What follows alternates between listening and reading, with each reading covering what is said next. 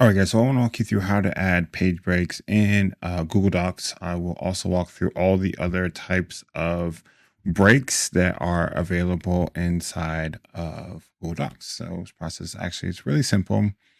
A page break is when you want your text to start on the next page. For instance, if I wanted this section to all be on one single page, I would insert a page break. Now, to do that, we're just going to place our cursor on that last line of text before the next section, okay? And then we're going to go into insert, break, and page break. We can also do, let's see what it is. Perfect. We can also do command and enter if you're on a Mac to get a page break.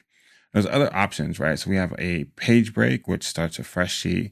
If all of this information that we have is in columns, we could have a column break, which starts the next column where they are. And I can demo that really quickly. Let me just turn all of this into a columns. And so we'll go to format,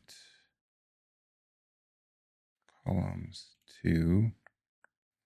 So if I go, let's say I wanted this section to start in a new column, I could do insert, break, column break.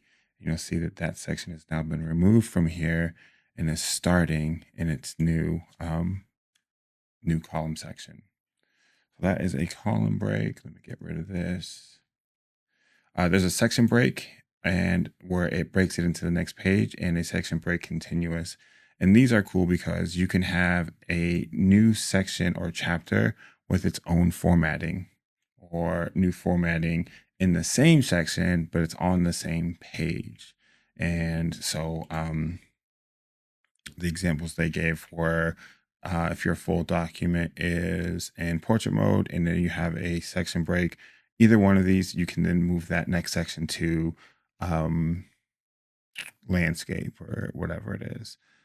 So that's pretty cool inside of a document. So if you wanted to do that, if you wanted to get spicy, that is available to you. But that is all I have today, guys. I hope this helps. If it does, like and subscribe. Thank you so much. See you next time. Bye.